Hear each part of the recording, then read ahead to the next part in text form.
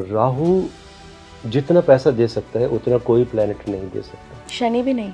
शनि भी नहीं। Future and options जो कि उसी का पार्ट है, या स्विंग ट्रेडिंग, या आप कमोडिटीज़ में गोल्ड, सिल्वर, राशन, मसाले, किस चीज़ से आपको फ़ायदा मिलेगा, आपकी कुंडली के प्लैनेटरी कॉम्बिनेशन ही बता देते हैं। अगर आपके लगन की डिग्री 15 डिग्री से आगे चली जाती है, प्लीज़ स्टॉक मार्केट से दूर रहिए।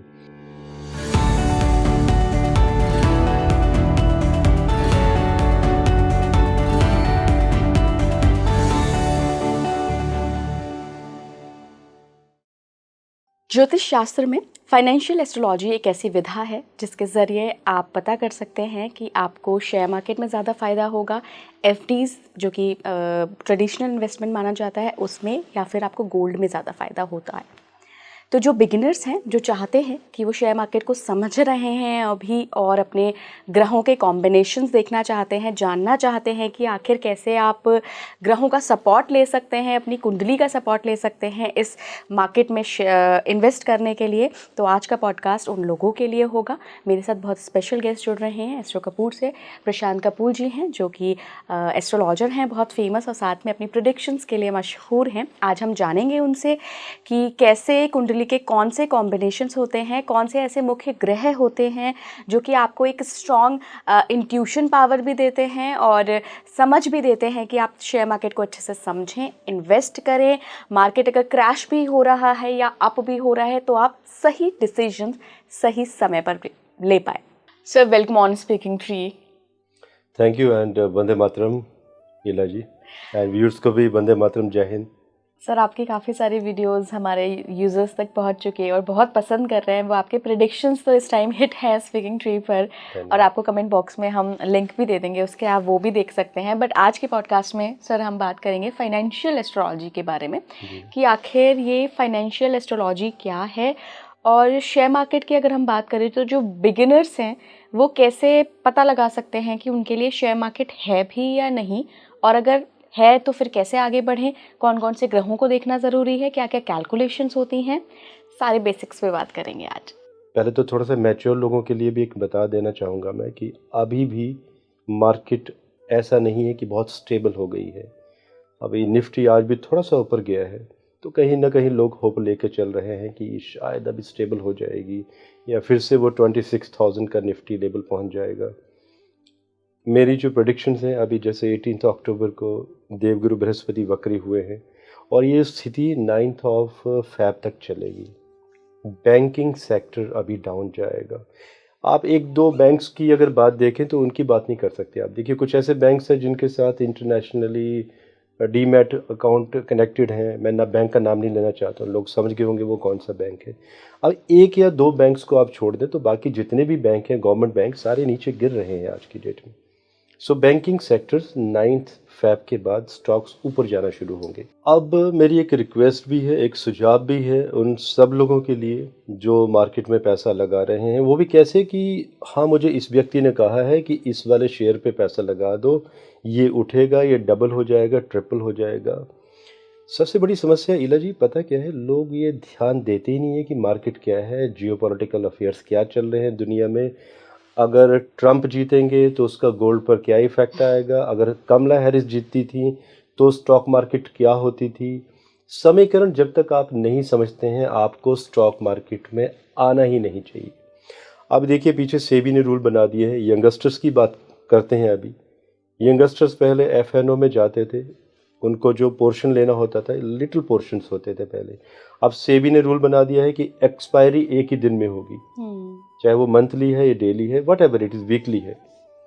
अब जब एक्सपायरी एक ही दिन में होगी, लॉट आपको ज़्यादा उठाना पड़ेगा।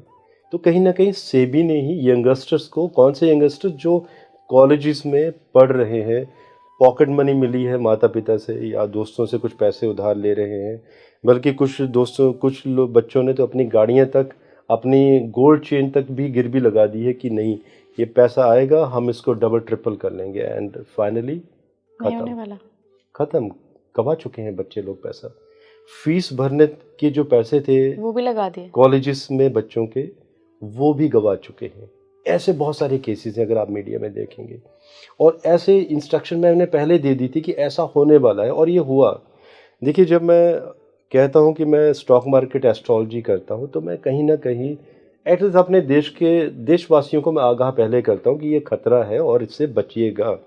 लेकिन नहीं, लोग सुनना चाहते हैं, बस उनको ये लगता है कि मोर रिस्क मोर गेन। अब ये जो थ्योरी है, ये नहीं लोग सोचते कि भाई ये जो मार्केट है, पहले तो आप पूरी दुनिया की खबर रखिए, स्टडी कीजिए, और आपके अपने कुंडली के प्लानिटरी कॉम्बिनेशंस भी ऐसे होने चाहिए ताकि आपको ये मालूम चले कि आपको स्टॉक मार्केट से गेन होगा, फ्यूचर एंड ऑप्शंस जो कि उसी का पार्ट है, या स्विंग ट्रेडिंग, या आप कमोडिटीज़ में गोल्ड, सिल्वर, राशन, मसाले, किस चीज़ से आपको फ़ायदा मिलेगा। आपकी कुंडली के प्लानिटरी कॉम्बिनेशन ही बता देते हैं। तो जो प्लानिटरी कॉम्बिनेशन, जो आपके भाव मजबूत हैं, आपको उसी के हिसाब से आपको मार्केट में उतरना चाहिए। अच्छा सर, बिल्कुल बेसिक चीज़ पूछ रही हूँ मैं आपसे।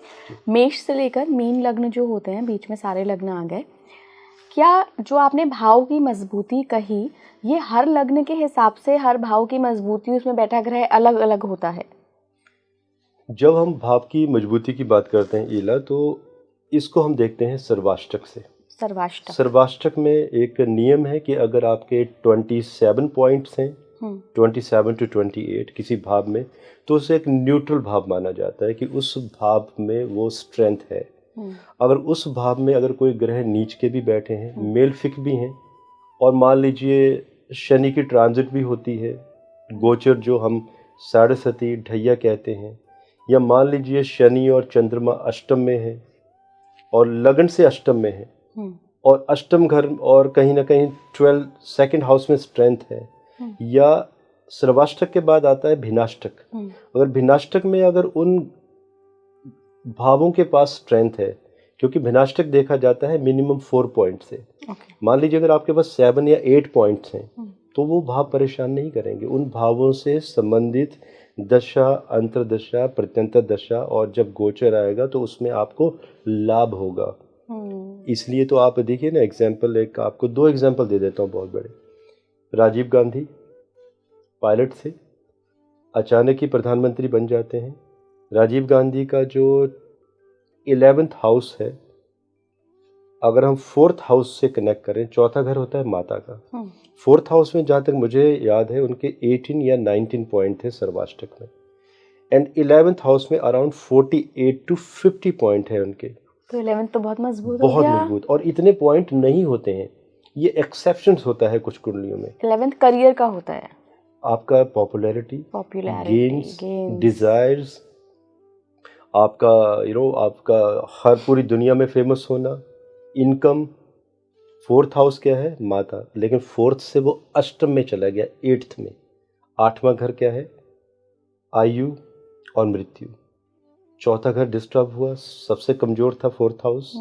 चौथा घर माता का है, माता के सुखों का है, माता का सुख कम हो गया, और माता का सुख जैसे ही कम हुआ, आपकी डिज़ायर्स पूरी हो गई। आप अचानक ही आपको कॉल आता है, आपको अपनी कमर्शियल फ़्लाइट लेके जानी है, आपको कॉल आती है कि भाई आप फ़्लाइट नहीं लेके जाएंगे, अब आपको एज ए प्रधानमंत्री शपथ लेनी है, वो भी भारत का प्रधानमंत्री। देखिए अचानक लक कैसे राइज होता है, यही तो है प्लानिटरी कॉम्बिनेशन, भाव यही तो है। अगर जब भाव में वो स्ट्रेंथ होगी, अभी जैसे राजीव गांधी का जो लगन था, सिंह लगन, लियो लगन, और उनके मैक्सिमम प्लैनेट लगन में बैठे हुए हैं। अब अगर हम नरेंद्र मोदी जी की कुंडली की बात करें, शत्रुहंता योग, चंद्र मंगल लगन में, अब जो उनकी कुंडली के कॉम्बिनेशन है, आज अगर वो आम व्यक्ति होते, अगर वो स्टॉक मार्केट में पैसा लगाते, तो आई थिंक उनके पास 50-60 हज़ार करोड़ से ज़्यादा की प्रॉपर्टी होती थी। इतने स्ट्रॉन्ग प्लैनेट्स हैं उनके। लेकिन देखिए, वो कहते हैं ना कि आपके वो पैसा चाहिए या आपको पावर चाहिए, तो आज वो एक ग्लोबल लीडर है। उनकी कुंडली की भी बात करें, जब उनकी साढ़े सती शुरू हुई तो वो प्रधानमंत्री बने। अक्सर लोग कहते हैं कि साढ़े सती आएगी तो आपको परेशान करके जाएगी, लेकिन साढ़े सती के भी कॉम्बिनेशन हैं। जो आपके फायरी असेंडेंट होते हैं 1, 5th एंड 9th, उनके लिए ज़्यादा कष्टकारी होती है। बाकी लग्नों के लिए इतनी कष्टकारी नहीं होती। बस ये होता है कि हम डराते, जो हमारी जो फील्ड है ज्योतिष की, जैसे ही साढ़े सती ढैया आती है तो बस एक शोर मचा दिया जाता है। नेटिव्स को, जातकों को डराया जाता है कि साढ़े सती आने वाली है, अब तो आप परेशानी में जाने वाले हैं। So something like that. Otherwise साढ़े सती अगर आ रही है तो किन किन नक्षत्रों में, भिनाष्टक में कितने कितने पॉइंट मिल रहे हैं, उनकी टोटैलिटी में कर्क राशि, मकर राशि, कुंभ राशि, जब इनका टोटल भिनाष्टक का किया जाता है, एवरेज अगर आपकी उसमें 4.33 से ऊपर चली जाती है तो वो साढ़े सती आपको फ़ायदा गेन्स दे के जाएगी, उन घरों के नुकसान नहीं दे के जाएगी। यही तो है। अब आती है बात स्टॉक मार्केट की। स्टॉक मार्केट का जब हम बेसिक फंडामेंटल्स की बात करते हैं, ऐसे व्यक्ति जिनके कुंडली में 5th हाउस, क्योंकि सबसे पहले हम 5वें घर को ही देखते हैं स्टॉक मार्केट से, क्योंकि 5वां घर स्पेकुलेशन, स्टॉक मार्केट, सट्टा, जुआ, वट एवर भी से, लॉटरी, 5वां घर है सडन गेन्स का। पंचमेश अगर कहीं 12th हाउस में चला गया तो आपको लॉसेस हमेशा बुक होंगे। और अगर बाई चांस अगर 5वें घर में अगर आपके पॉइंट 27 से नीचे जितने चलते चले गए तो और बुरा, फिर बर्बादी है। अब अगर यंगस्टर्स जैसे आपने बात की हमारे देश के युवाओं के बारे में, तो मेरी उनके लिए यही सजेशन है कि अगर आपको स्टॉक मार्केट में पैसा लगाना है, क्योंकि ऐसे भी कई लोग हैं जिन्हें मैं जानता हूँ कॉलेजेस में ही हैं, यंग बच्चे 18, 19, 20 साल के, वो एक माह में जिन्होंने 2 से 3 लाख रुपए से शुरू किया था, 50 से 80 लाख रुपए का प्रॉफिट एफएनओ में बुक कर लेते हैं, क्योंकि उनकी कुंडलियों में वो योग बने हैं। वो पढ़ाई भी प्रॉपर करते हैं, एफएनओ में प्रॉफिट भी अच्छा बुक करते हैं, क्योंकि उनकी कुंडलियों में आपका 5th house, 2nd house, 9th भाग्य हाउस और 10th हाउस कार्येश, और वो इनकम हाउस 11th के साथ कनेक्टेड होके कहीं ना कहीं इन्हीं घरों में, और अगर गलती से अगर अष्टम में चला गया और 8th हाउस में कहीं बेनिफिक प्रभाव होगा प्लैनेट्स का, तो सोचिए क्या होगा। अगर मार्केट कहीं दूसरी दिशा में जा रही होगी तो वो उनका वो इंस्टिंक्ट काम करेगा कि नहीं, हमें पॉजिटिव में नहीं जाना है, हमें नेगेटिव में बाई करना है। अगर अष्टम में हुआ तो, अगर अष्टम में हुआ, और अष्टम का जो अष्टम में अगर भिनाष्टक में अगर अच्छे पॉइंट्स होंगे तो और बल्ले बल्ले, फिर तो बल्ले बल्ले। यस, यही तो है। अच्छा सर, मतलब मेरे लिए बड़ा स्ट्रेंज है, क्योंकि अभी तक जो मैं सुनते आई थी तो 6, 8, 12 बोलते हैं ये बड़े ख़राब ग्रह हाउसेस होते हैं, इनमें कोई भी ग्रह होता है तो वो ख़राब ही कर देता है उससे जुड़ी हुई चीज़ें और उस भाव से जुड़ी हुई चीज़ें। लेकिन आप कह रहे हैं कि अगर अष्टम में है और मैलेफिक ग्रह बैठा हुआ है और पॉइंट ज़्यादा हैं तो फिर तो बल्ले बल्ले। बिल्कुल है, बिकॉज देखिए अष्टम घर को हम क्या लेके चलते हैं, मृत्यु का भाव। यस, लेकिन अष्टम घर से आयु, मृत्यु बेसिकली हम 7th से कैलकुलेट करते हैं। अष्टम से आयु कितनी है, बेसिकली मृत्यु भी उसे कहा जाएगा। आप भी सही कह रहे हैं अपने तरीके से, क्योंकि वहीं से गणना होगी कि मृत्यु का समय क्या है या आयु कितनी है। लेकिन 8वां घर आपका ऑकल्ट साइंसेस का भी है, और किसी को एक अच्छा एस्ट्रोलॉजर या डिवाइन साइंस एक्सपर्ट बनना है, अगर 8th हाउस अगर आपका कहीं 12th या 6th से कनेक्ट नहीं है, आप अच्छे एस्ट्रोलॉजर बन ही नहीं सकते। अच्छा एस्ट्रोलॉजर बनने के लिए 6th, 8th एंड 12th का कनेक्शन इज मस्ट। जितना स्ट्रांग होगा, आपकी साइकिक उतनी स्ट्रांग होगी, आपके पास क्लाइंट आएगा, काम जो कोई और नहीं बना पा रहा होगा, और ऐसा कोई एस्ट्रोलॉजर जिसके साथ ही ऐसे कॉम्बिनेशन होंगे, आप कुछ भी कह देंगे वो काम उसके बन जाएंगे। आप कोई भी रेमेडीज दे देंगे, सेम रेमेडीज जो जातक पहले 10 एस्ट्रोलॉजर से लेके आया है, आप भी सेम रेमेडीज दीजिए, वो रेमेडीज उस समय काम नहीं करेंगी, लेकिन आपके द्वारा बोली हुई रेमेडी जब वो व्यक्ति करेगा फिर उसके काम हो जाएंगे, क्योंकि वो आपने कही है बात। तो ऐसा नहीं है। 6th से 12th आपके बहुत पावरफुल हैं, डिपेंड करता है आप समझते कैसे हैं। 12th आपका स्पिरिचुअलिटी का है, 8th आपका सडन गेन्स का है, सडन लॉसेस का भी है, कॉन्स्पिरेसी, षड्यंत्र, बाधाएं, गुप्त शत्रु, और आपका अचानक बहुत बड़ा गेन। ये भी 8th है। आपकी साइकिक सडन क्या कहती है, 8th हाउस ही तो कहेगा। और छठा घर कंपटीशन का, और अगर आपका कंपटीशन का लॉर्ड अगर अगेन स्टॉक मार्केट में 5th, 9th, 10th, 11th, 2nd के साथ अगर कनेक्टेड हो जाएगा, तो आप ही ने क्वेश्चन दिया और देखिए हमने और एडिशन कर दिया इसमें। पहले तो जो बेनिफिट थे आपने बल्ले बल्ले कहा था, अब इसके लिए और क्या कहा जाए, 10x कहा जाए या 100x। अब बल्ले बल्ले के ऊपर, और आप ही बताइएगा अच्छा शेयर शब्द मार्केट का राजा। राजा कह सकते हैं। तो सोचिए अगर 6 भी कनेक्टेड हो गया ना, हम्म। तो ऐसे व्यक्ति कंपटीशन में उसे कोई बीट नहीं कर सकता। हाँ, 12th का कॉम्बिनेशन सही नहीं है, क्योंकि 12th का कॉम्बिनेशन स्टॉक मार्केट में ट्रबल दे के जाता है। ऐसे व्यक्ति अगर आ भी जाता है कॉम्बिनेशन, तो गेन्स बहुत बुक करेंगे और लॉसेस भी अच्छे खासे बुक करेंगे। तो ऐसे व्यक्तियों को चाहिए कि आप अगर स्टॉक मार्केट में हैं तो फाइनेंशियल एस्ट्रोलॉजर जैसे मेरे जैसे लोग जो स्टॉक मार्केट एस्ट्रोलॉजी में टिप्स देते हैं, कुंडलियों का अध्ययन करते हैं। आई टेल पीपल कि आपको गोल्ड में करना है, सिल्वर में करना है, स्टॉक मार्केट में करना है, और कब करना है और किन वर्ष के किन महीनों में कौन से वो माह होंगे, उसमें कुछ भी नहीं करना है। तो ये प्रेडिक्शंस दी जाती हैं। ये नहीं कि आप 365 दिन है तो लगे रहो और प्रॉफिट बुक करो, अचानक एक ही दिन में सारा का सारा लॉस बुक कर लो और रातों की आप नींद गंवा दो।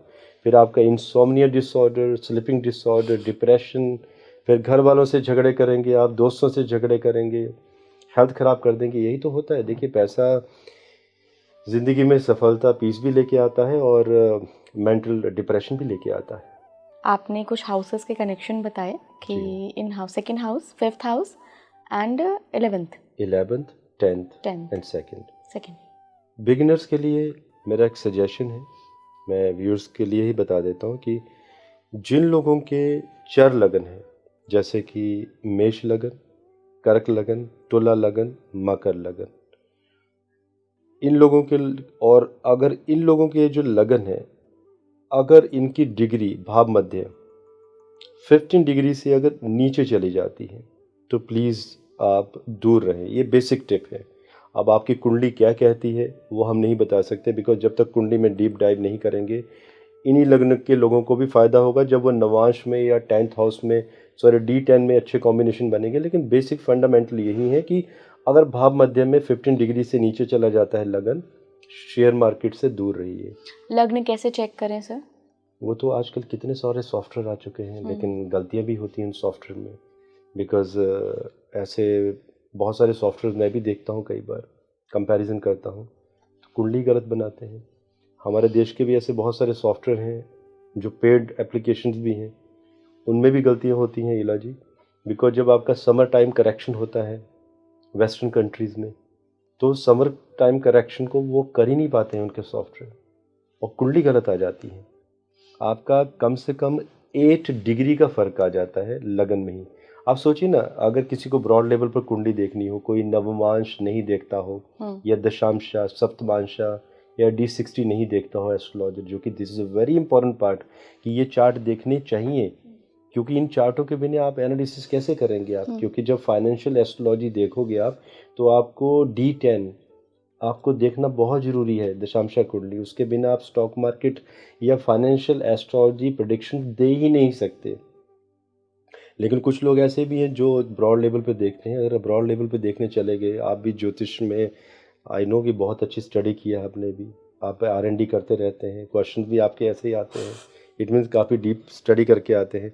आप सोचिए ना इला, अगर 8 डिग्री का फ़र्क आ जाता है कुंडली में, बहुत फर्क आ गया, लगन बदल चेंज हो ही गया। गया। लगन या तो आगे चले गया तो पीछे चले गए, प्रेडिक्शन ही गलत हो गई। ये भी तो होता है। सो उसमें क्या होगा, नुकसान होगा। सो स्टॉक मार्केट में अगेन अगर हम कहें तो चर लगन मैं अवॉइड करने को बोलता हूँ। अच्छा, ठीक है। एंड द्विस्वभाव लगन। द्विस्वभाव लगन क्या होता है? द्विस्वभाव लगन होते हैं आपके मिथुन लगन, आपका कन्या लगन, धनु लगन एंड आपका मीन लगन। और इन लगन वालों के लिए तो मैं स्ट्रिक्टली एक बात कहूँगा कि अगर आपके लगन की डिग्री 15 डिग्री से आगे चली जाती है, प्लीज़ स्टॉक मार्केट से दूर रहिए। क्योंकि एक तो आपका भाव मध्य में 15 डिग्री से आगे चली गई। मिथुन लगन क्या है, द्विस्वभाव, ड्वेल माइंडेड पर्सनैलिटी। कभी कुछ ये करेंगे, ये सोचेंगे, कभी वो सोचेंगे। लेकिन 15 डिग्री से आगे चली गई तो कष्ट में क्या होगा, कर्क लगन का, चंद्रमा का भी प्रभाव और चंचल। कन्या लगन वैसे ही मरकरी है, यू नो युवराज है, यंग है। और तुला लगन तराजू। आप सोचिए ना, एक तो ड्वेल माइंडेड पर्सनैलिटी और साथ में चंचल, कितने फिकल माइंडेड हो जाते हैं फिर ये लोग। मीन भी ऐसा ही। मीन तो मछली है वो तो आप सोचिए, ब्रह्मांड का सबसे ज़्यादा ट्रैवल करने वाला जीव मछली ही तो है। मछली एक दिन में 300 माइल्स तक ट्रैवल करती है, रुकती नहीं है कहीं। नहीं रुकती है।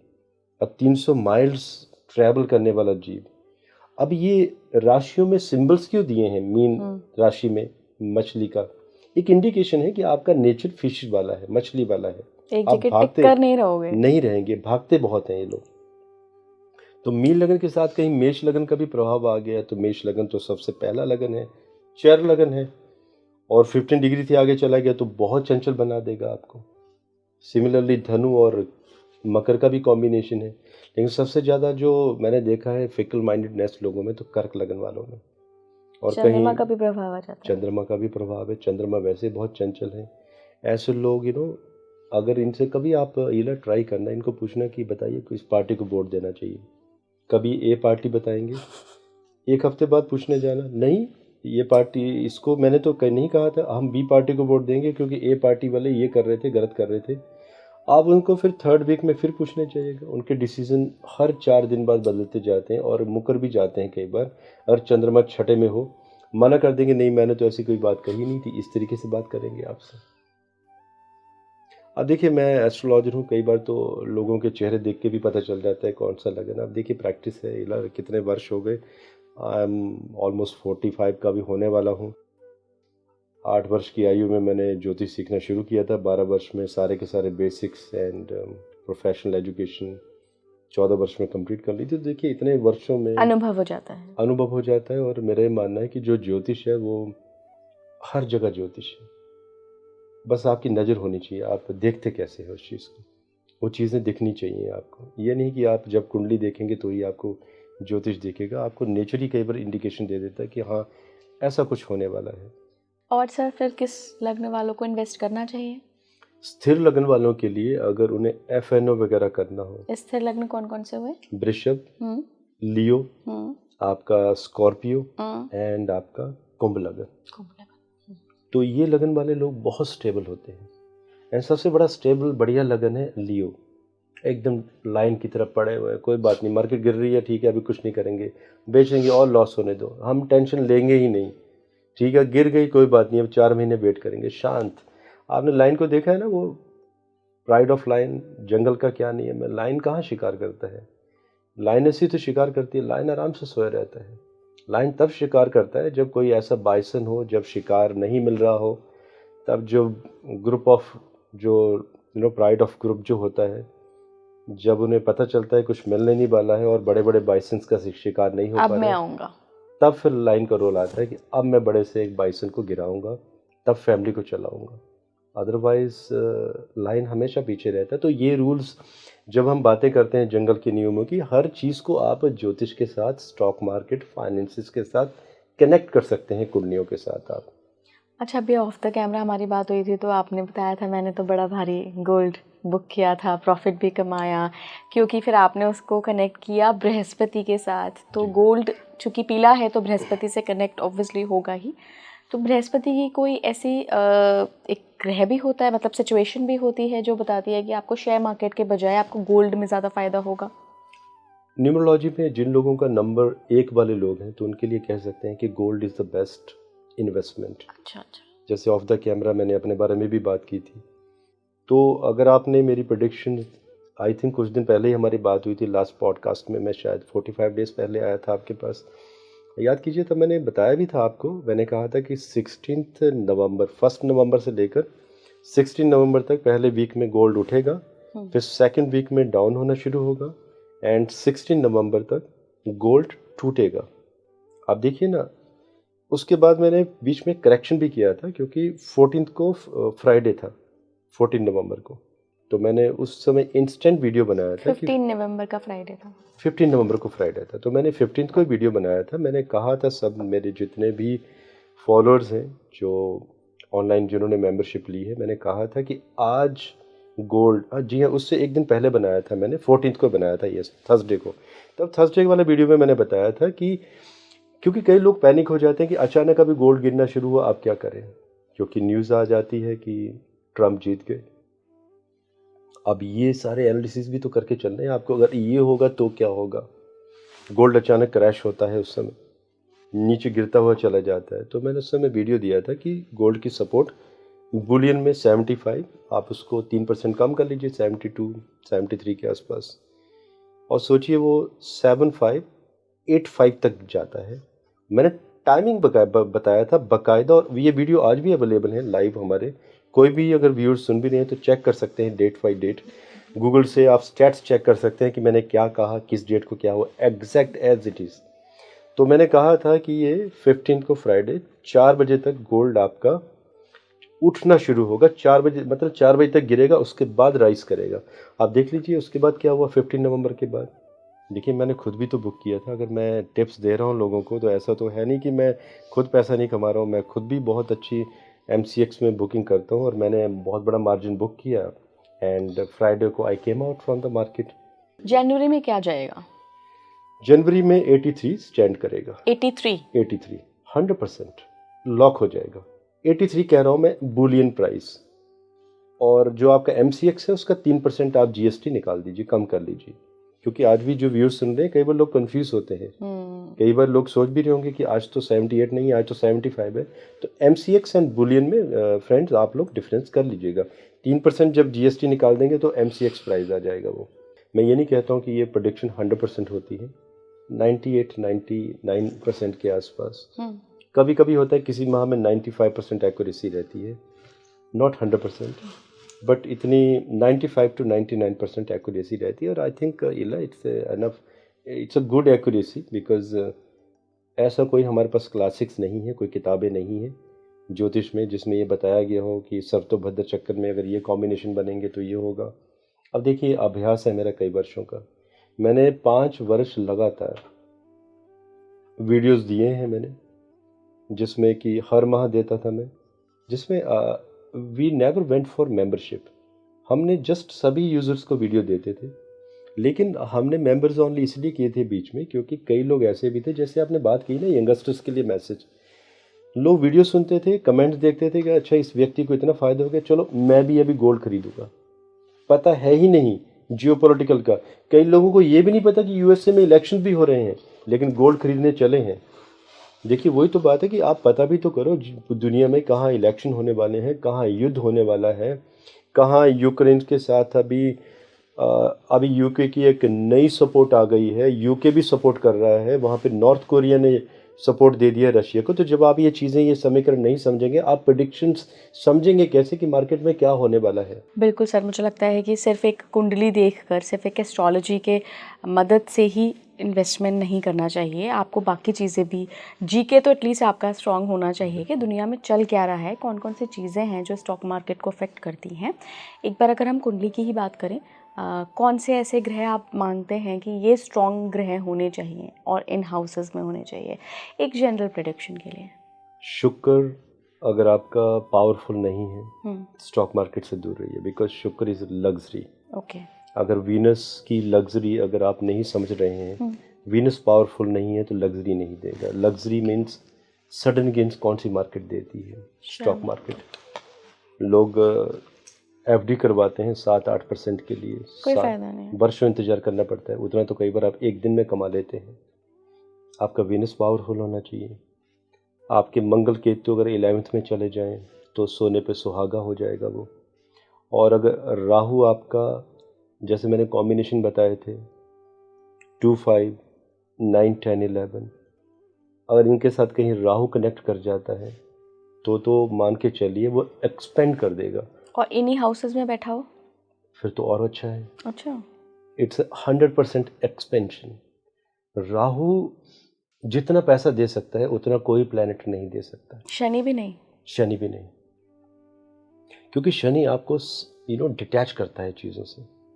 अगर आपका इन हाउसेस में कहीं कनेक्टेड है, डिज़ायर्स रहेंगे लेकिन उतना बड़ा गेन नहीं कर पाएंगे आप। लेकिन राहु होगा तो कर लेगा। राहु तो एक्सपेंड कर देगा।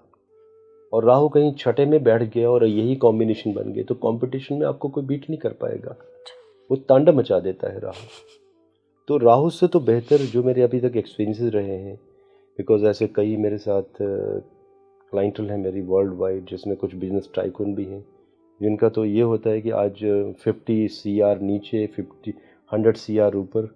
तो उनके राहु की अगर आप कॉम्बिनेशन देखेंगे, जस्ट ऑसम। इतने डेडलीस्ट कॉम्बिनेशन उनके राहु का। राहु ने ही तो बनाया है उनको, और अहंकार भी राहु ही देता है, और उनके राहु ने ही उन्हें डुबोया है जब वो डाउन टू अर्थ नहीं रहे। वही लोग थे जब ज़मीन से जुड़े हुए, अचानक राहु ने उन्हें फर्श से अर्श तक पहुंचा दिया, और जब उन्होंने राहु का वो अहंकार पकड़ लिया, फिर वो अर्श से फर्श तक भी आए। तो राहु के से बढ़िया प्लैनेट फाइनेंशियल एस्ट्रोलॉजी में है ही नहीं। लेकिन राहु अगर कहीं गलत कनेक्ट कर जाता है 12th 8th में, अलोन है, सिंगल है, राहु की महादशा आ जाती है, कोई सपोर्ट नहीं है, गुरु भी कनेक्टेड नहीं है, दूर रहना चाहिए मार्केट से। आपने गुरु को राहु के साथ क्यों जोड़ा? क्या गुरु राहु का भी कोई कॉम्बिनेशन गुरु है? राहु और चांडाल योग मान लीजिए अगर आपका 6th हाउस में बन जाता है, कहीं वीनस भी अगर जुड़ जाता है, अब देखिए क्या कॉम्बिनेशन बना। ये तो 2 5 9 10 11 का भी कॉम्बिनेशन नहीं बना कहीं, ये तो 6 12 का कॉम्बिनेशन बन गया। अगर ये भी कॉम्बिनेशन आ जाएगा तो आपको मतलब वो अपार धन देगा वो आपको, और कहीं उसकी दशा अंतरदशा राहु की अगर अंतरदशा भी आ जाती है तो बहुत पैसा दे के जाएगा, बशर्ते जो भावों की बात हो रही थी, भाव स्ट्रांग होने चाहिए आपके। अगर भाव में बल नहीं है तो स्टॉक मार्केट से दूर रहिए, कहीं और इन्वेस्टमेंट कर दीजिए। आई डोंट नो, मुझे समझ नहीं आता कि हर एक व्यक्ति स्टॉक मार्केट में क्यों कूदना चाहता है। कई मेरे ऐसे क्लाइंट हैं जो मैं कुंडली देखता हूँ, स्ट्रिक्टली कह देता हूँ मैंने कि आपको स्टॉक मार्केट से दूर रहना है, आप गोल्ड MCX में काम कीजिए, या गोल्ड में मत दूर रहिए। कई लोगों का चंद्रमा इतना पावरफुल होता है रोहिणी नक्षत्र का, या मान लीजिए हस्त नक्षत्र का, श्रवण का, और उसको सपोर्ट भी होती है बेनिफिट प्लैनेट्स की, शनिदेव जी की कृपा, शुक्र का कनेक्शन, राहु की भी कहीं एस्पेक्ट। तो उन लोगों को मैं यही कहता हूँ कि सिर्फ सिल्वर में काम करें, और उन लोगों ने सिल्वर में ही इतना कमा लिया है जितना कोई स्टॉक मार्केट में सोच भी नहीं सकता। तो आप वो कीजिए जो आपके प्लैनेट्स कहते हैं, आप वो मत कीजिए जो भेड़ चाल चली है कि अच्छा इस व्यक्ति ने ऐसे शेयर लिए थे मैं भी ले लूँ। जैसे मैंने पेनी स्टॉक्स की भी बात कही थी आपसे, कि पेनी स्टॉक्स आज भी ऐसे भी हैं जो 11 पैसे का भी है आज भी, एक दो कंपनीज के हैं वो मुझे मालूम है। वो जो 11 पैसे के स्टॉक्स हैं आज से 6.5 वर्ष के बाद वो 500-600 रुपये भी जाने वाले हैं। लास्ट टाइम भी हमारी बात हुई थी, पूरा एपिसोड है, उसका भी लिंक हम आपको डिस्क्रिप्शन बॉक्स में दे देंगे। और यहाँ पे एक डिस्क्लेमर मैं आपके लिए देना चाहूँगी कि जो ये डिस्कशन है ये सिर्फ फाइनेंशियल एस्ट्रोलॉजी को समझने के लिए है। सर एक मोटा मोटे तौर पर आप लोगों को नॉलेज देना चाह रहे हैं कि कैसे आप अपनी नॉलेज के साथ, अपनी कैलकुलेशंस के साथ अगर फाइनेंशियल एस्ट्रोलॉजी को भी साथ रखते हैं तो आप फ़ायदा उठा सकते हैं, बजाय इसके कि बार बार आप पैसा लगा रहे हैं और नुकसान ही हाथ आ रहा है। क्योंकि ऐसे सर कई लोग हैं, मुझसे मेरे नोन में ही कई लोग हैं कि उन्हें ललक तो बहुत है, आदत बहुत है, लत बहुत है शेयर मार्केट की, लेकिन बार बार नुकसान हो रहा है, बार बार नुकसान हो रहा है। वही तो बात है। तो क्या ऐसे लोगों का राहु बिल्कुल पिटा हुआ है? 100% राहु परेशान है। और सबसे बड़ी परेशानी उन लोगों के साथ कि जैसे हम पेनी स्टॉक्स की बात कर रहे हैं, ऐसे लोग पेनी स्टॉक्स ज़्यादा लेते हैं। 1-2 रुपये का होता है, कोई कह देता है कि 2 रुपये का है, 20 रुपये जाएगा।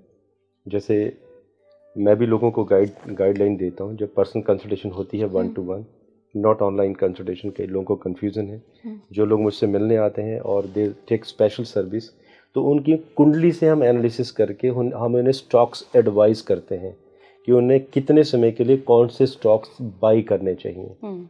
और उनमें से 1 रुपये का भी कई बार पेनी स्टॉक्स होता है, वो कई बार विद इन ईयर 300-500 भी पहुंच जाता है। एंड दूसरी बात, कौन से लोग हैं जिनको सबसे ज़्यादा नुकसान होता है? Male chauvinist. Male chauvinist? Male chauvinist. अजीब लगेगा ना आपको सुन के? ये कहाँ से आपने कॉम्बिनेशन बनाया है? देखिए एक्सपीरियंस से कह रहा हूँ, किसी ज्योतिष की किताब में नहीं मिलेगा आपको ये। मैंने अभी तक कुछ ऐसी कुंडलियों का एनालिसिस किया था पीछे, अच्छे पावरफुल चार्ट थे,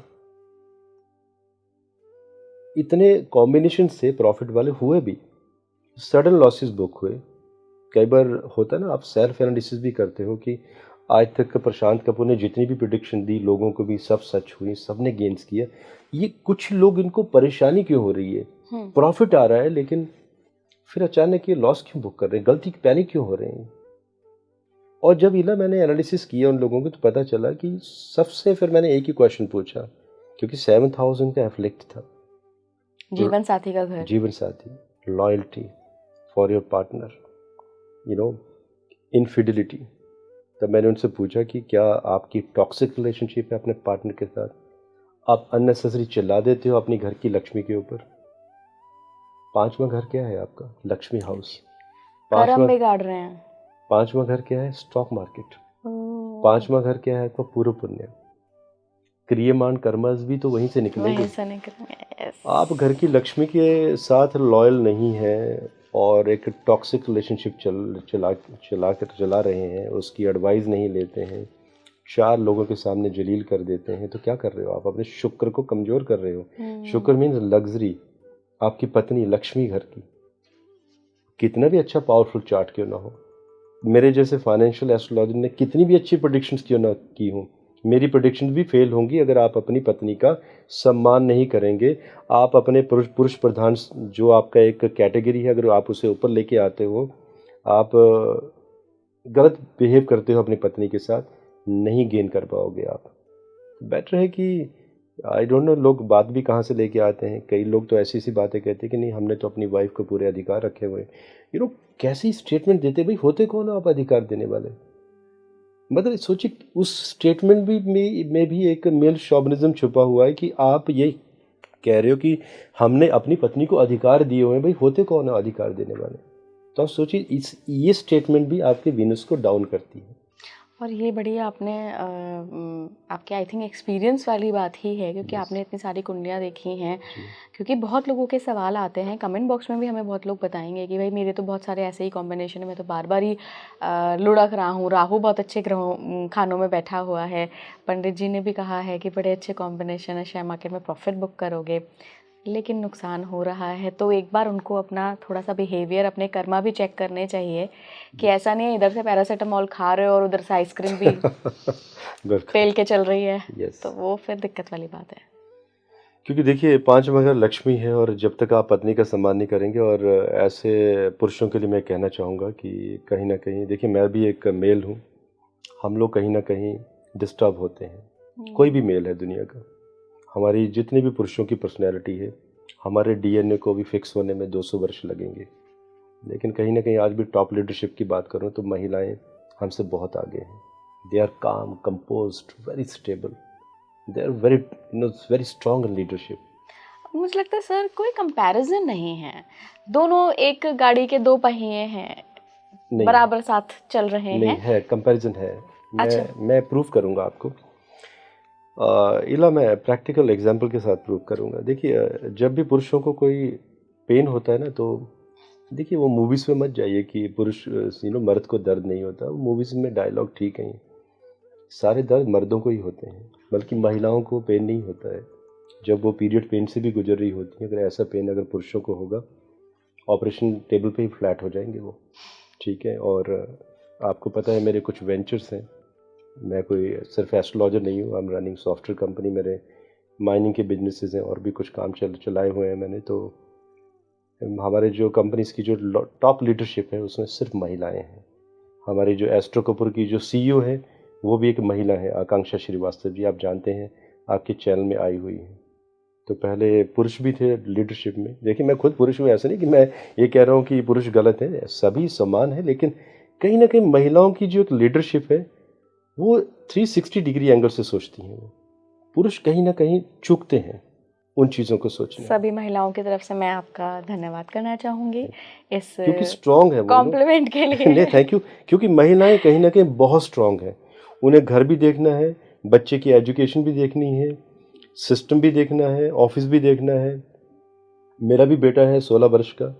मैं अपने घर की भी बात कहूँगा कि मेरा एक ही ध्यान रहता है कि भाई तुम जिम गए, एक्सरसाइज की, ठीक है, फिट हो, तुमने फंक्शनल एक्सरसाइज की या आज कौन कौन सी एक्सरसाइज की।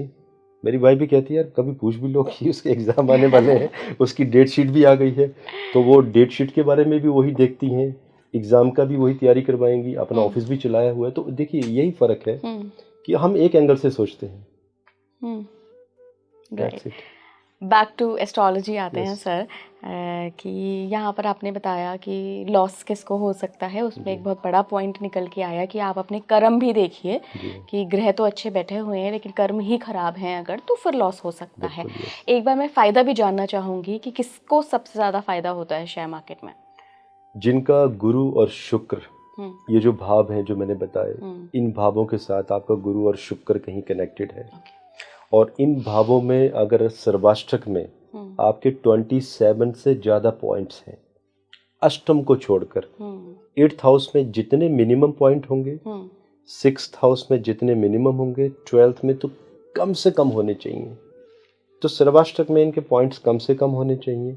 लेकिन भिन्नाष्टक का रूल इससे अलग है और प्रस्तारक वर्ग का है। प्रस्तारक वर्ग भी एक सिस्टम है कि ये नारद ऋषि ने ही बनाया था, पूरा का पूरा सिस्टम ये बेसिकली गोचर को चेक करने के लिए।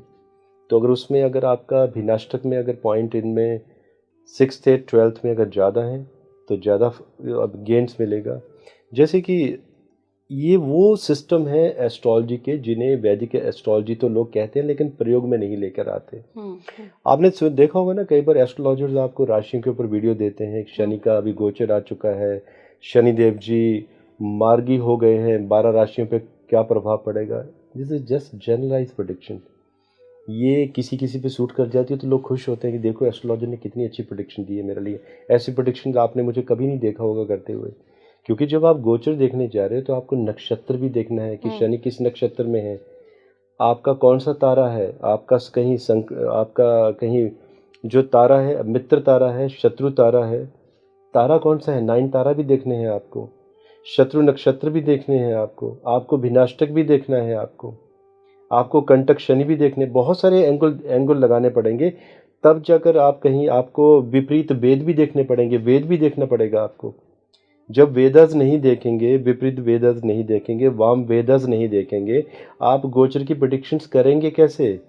फिर यही है ना कि आप उन लोगों के वीडियो सुनते रहेंगे, 12 राशियों के खुश होते रहेंगे कि कहीं ना कहीं मेरे बारे में 2 बातें मैच कर गई। थोड़ा सा मैंने विस्तार में समझा दिया है, क्योंकि कई बार मुझे पूछते हैं लोग कि सर आप 12 राशियों पर वीडियो क्यों नहीं देते। मुझे मालूम है आज ऐसे वीडियो देना शुरू करूंगा मैं तो हमारे चैनल के सब्सक्राइबर बहुत ज़्यादा बढ़ जाएंगे। मैं कभी नंबर गेम में कभी नहीं रहा इला जी, मुझे अपना पीस चाहिए और मैं वही इन्फॉर्मेशन देना चाहता हूँ ज्योतिष के लोगों को जो साइंटिफिक है, जो सही है। मतलब ऐसी नहीं कि मैं अपने फ़ायदे के लिए कुछ भी जस्ट कंटेंट बोलने के लिए बोलता चला जाऊं और मेरा फ़ायदा हो, लेकिन एक मैसेज क्या मैं फिट करूंगा लोगों के दिमाग में कि क्या ज्योतिष कुछ भी है, बस हम कुछ भी कह देंगे। नहीं, बिल्कुल, मैं ऐसा बिल्कुल भी नहीं मानती हूँ। तो आखिर में बस एक बार मैं और आपसे पूछना चाहूँगी कि बृहस्पति, शुक्र, राहु जी, अगर ये 3 अच्छे हाउसेस में बैठे हैं, अच्छे स्थिति में बैठे हुए हैं, एंड भिन्नाष्टक और एक जो आपने दूसरा बताया था उसमें उनकी डिग्री भी ज़्यादा है। बिल्कुल, देखिए ये तो हम बातें कर रहे हैं वो वाली जो एक बेसिक फंडामेंटल्स है, क्योंकि ज्योतिष तो नहीं पढ़ा सकते एक पॉडकास्ट में और इनके साथ हमें नवमांश के कॉम्बिनेशन उनको भी देखना है, इसके साथ D10 दशांशा कुंडली उनको भी देखना है, सप्तमांश भी देखनी है। कहीं आपका बच्चा तो स्टॉक मार्केट में बर्बादी तो नहीं करने वाला है। कई बार आपने देखा होगा कि आजकल बच्चे अपने माता पिता का कार्ड लेकर ऑनलाइन गेम्स खेल रहे हैं। उन्होंने स्टॉक मार्केट में अपने बड़ी दिक्कत है, पोर्टफोलियो बना लिए हैं माता पिता को बिना बताए और क्रेडिट कार्ड से पैसे निकलवा कर करना शुरू कर दिया है। तो सप्तमांश कुंडली भी तो देखनी है आपको बच्चों की। तो देखिए कंसर्न अभी ये है कि जो भी ये डिस्कशन हो रहा है, तो मेरी एक एडवाइस है व्यूअर्स के लिए कि आप जब तक एक अच्छे एस्ट्रोलॉजर से, फाइनेंशियल एस्ट्रोलॉजर से अपनी कुंडली का विश्लेषण ना करवाएं, तब तक आप कदम ना रखें। बिल्कुल, उसलिए तो बेटर है कि आप FD करवा लें, वो ज़्यादा सेफ है। FD नहीं करवाना चाहते, बेटर है कि आज जो अभी गोल्ड का करेक्शन हुआ है, गोल्ड ले लीजिए, फिजिकल गोल्ड ले लीजिए, MCX मत लीजिए, एक्सपायरी होती है वहाँ पर। गोल्ड ले लीजिए, आगे युद्ध होंगे 2026 में, ऑलमोस्ट गोल्ड के प्राइसेस डबल के आसपास पहुँच जाएंगे, वो ले लीजिए आप। बिल्कुल, मैं भी बस यही कह रही थी सर कि इस पॉडकास्ट का एक वो नहीं होता है कि आपने एक बढ़िया लग्जरियस ट्रेन लॉन्च हुई है तो उसका छोटा सा एक झलक दिखा दी है तो लोगों को इंटरेस्ट बना रहे।